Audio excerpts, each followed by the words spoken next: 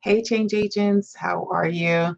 Um, my name is Tracy V. Allen. I am the owner of TVA Consulting, where we help our clients, nonprofit, social entrepreneurs, and business owners develop the systems and processes needed to build and grow profitable, sustainable, and compliant infrastructures so that they can achieve their mission and realize their vision through education, training, and consulting.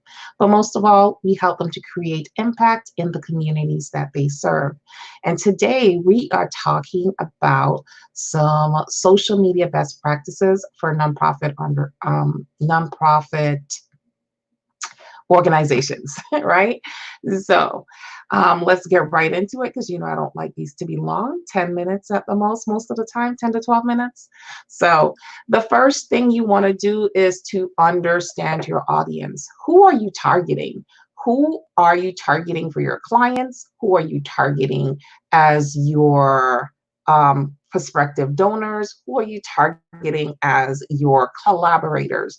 And I did a whole session on that last week. So you can go onto my YouTube page and check it out. But who are you? Who's your target audience? You need to create a target audience persona or an audience persona for each one of these segments. Every segment has its own persona and you need to create one. If you don't know how to create one, I do have a course on how to create an audience persona, and I forgot to write the information in here, but I will put it in the description section. But creating and knowing who you are targeting, who your audience is pivotal, because you could be out here on social media just throwing darts with your blindfolds on. So it's not really hitting any targets because you don't know who you're targeting.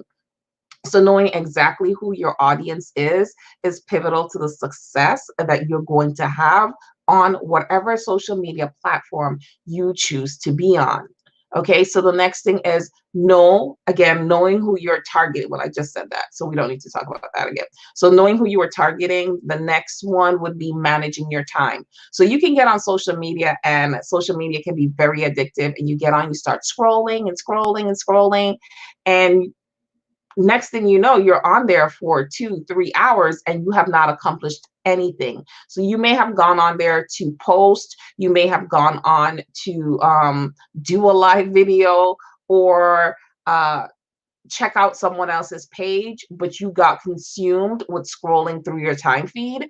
Be very cognizant about what you want onto social media for. Make sure you do those things first before you start going through your feed. Make sure you do exactly what you went on there for, and then you can become social and actually look at what other people have posted.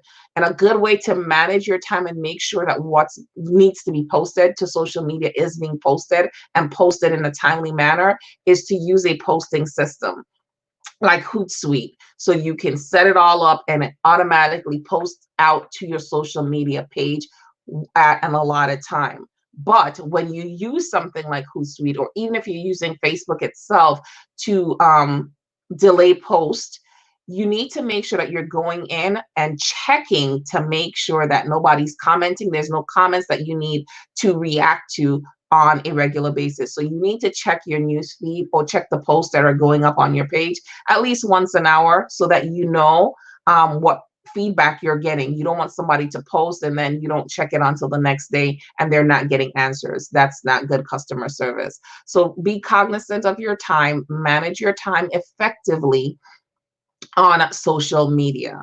Like I said, after you've done all your postings, then you want to go ahead and you want to strategically like and comment on other people's posts because you need to be social. So that's reciprocate, right? So people are liking, they're posting, they're commenting, maybe sharing your post. Do the same thing for them. If someone constantly likes and comments on your post and you are not doing it and sharing and you are not doing it for them, eventually they're going to stop, because whether we want to admit it or not, we do expect some type of return on investment when we are helping someone else out. So if I'm doing something for you on a consistent basis and you're not doing it for me, eventually I'm going to stop doing it. So it's the same thing. No matter if it's your business page or your personal page, if you have people who are constantly liking and sharing and commenting and engaging with your posts, you want to make sure you're doing the same for them. Okay, so you need to reciprocate. The next thing that you don't want to do on social media is constantly pleading for funds.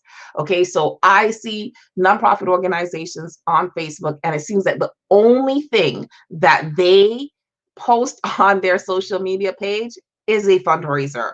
They're always asking for money, and I don't care how good your nonprofit organization is, what type of impact you're making. If that's the only thing that you can if the only thing that you can post about on your social media, guess what? I'm not interested, right?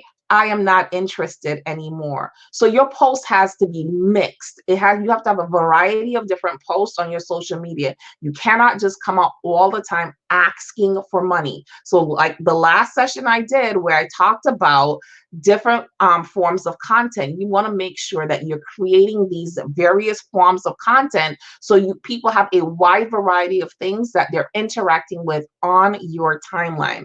Please, I beg of you, do not make all your posts about asking for money for the organization. You're going to turn people off, and you're going to see that your engagement drops tremendously. Okay. Be responsive. I just kind of talked about that. Make sure that you're responding when people post on your timeline, that you're answering the questions, you're liking it, you're acknowledging that you saw it. Maybe you don't have to always comment on it, but you want to acknowledge that you saw it. And to be responsive, maybe if you're a smaller nonprofit organization, everybody has a week or a day during the week that they are responsible for social media. Okay, so that no one person gets worn out. A larger or mid-sized nonprofit organization can afford, in most cases, to have a communications person whose part of their job will be to manage social media. But if not, you can take turns managing the social media account to make sure that you are being responsive to the people who are interacting with your social media. And the last thing is joining some groups. Okay, so not because you're a nonprofit organization does not mean you can't be engaged in different group activities. A lot of groups allow you to share your website or share your IG or your Facebook feed once a week in a thread. That's a good way to get new eyes on your organization. That is a great way to get new clients, to get new donors, to get brand awareness out. So join some groups. Do not spam the group. Do not constantly ask for money again. Just make whatever the flow is of that group, that's what you want to go with. You know, make sure that you're giving information, you're bringing awareness, and that you're educating, but don't want to spam. But it's a good way to connect to new people who can be potential donors to your organization and help you get awareness out about your organization.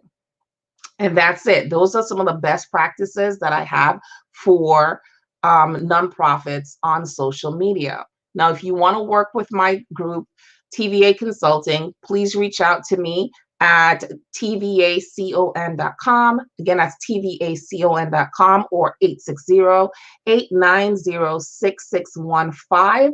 And we will be more than happy to sit with you, see what your needs are, and create a plan to help you achieve sustainability and profitability in your organization. All right, thank you for joining me today. Bye, Change Agents. Have a great day.